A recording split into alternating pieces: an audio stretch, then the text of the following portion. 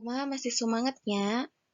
Ayeuna pembelajaran Basa Sunda, urang ngalebatan kana bab carpon. Aya dina bab hiji, pembelajaran kahiji di kelas genep. Tangtos aya nu pernah ngadangu naon carpon teh, alias cerpen dina basa Indonesia nama.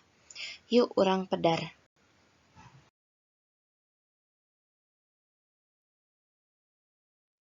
Nu kahiji, aya harti carpon atau arti dari carpon. Di dia atos aya bahasa Indonesiana, Miss bade ngabacakeun anu bahasa Sundana hungkul. Carita pondok teh nyaeta karangan rekaan atawa fiksi anu wangunna pondok sarta ngan ukur ngosongkeun hiji peristiwa. Carpon umumna nyaritakeun hal-hal anu sifatna realistis diangkat tina kanyataan. Jadi carpon teh singkatan tina carita pondok. Carpon termasuk pada karangan rekaan atau biasa disebut fiksi. Karangan-karangan fiksi bisa terdiri dari cerpen dan novel pada umumnya. Ada juga fiksi mini, ada juga sajak, dan lain-lain. Itu di pembelajaran kesastraan atau bahasa disebutna karangan rekaan atau fiksi. Nah, carpon ieu memiliki struktur atau bentuknya itu pendek, jadi ceritanya pendek. Biasanya kalau novel itu punya banyak peristiwa, tapi di cerpen bisa jadi hanya ada satu peristiwa gitu. Lalu cerpen ini bersifat realistis. Biasanya yang menulis cerpen dia mengangkat dari kisah nyata atau kisah dari pengalamannya sendiri. Jadi pengalaman yang telah penulis lalui dituangkan di dalam carpon. Nah, lajeng kana ciri-ciri carpon. Aya bahasa Indonesia na oge, mangga diaos. Anu kahiji, bisa rengse dibaca dina sakali mangsa. Selesai dalam satu waktu. Karena pendeknya karangan carpon ini, dia bisa selesai dibaca dalam satu kali waktu atau dalam satu hari misalnya. Lalu anu kadua, alurna henteu kompleks, museur kana hiji kajadian. Seperti yang tadi Miss jelaskan, biasanya carpon ini hanya memiliki kasus misalnya hanya satu. Misalnya kasusnya tentang persahabatan di sekolah.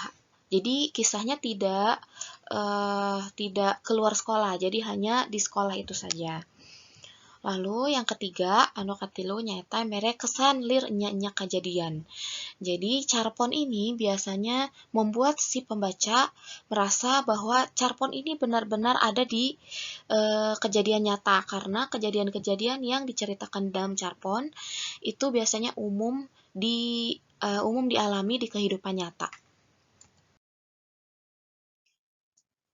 Anu salajengna nyata unsur intrinsik atau unsur-unsur yang ada di dalam carpon.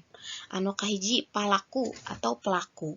Sudah pasti pelaku itu ada di dalam setiap karangan, baik itu makhluk hidup ataupun makhluk mati bisa menjadi pelaku dalam karangan cerita terutama carpon.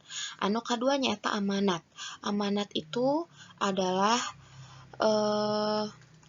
pesan-pesan moral yang disampaikan oleh carpon. Yang ketiga tema atau garis besar yang diceritakan oleh carpon. Anu kaopat latar.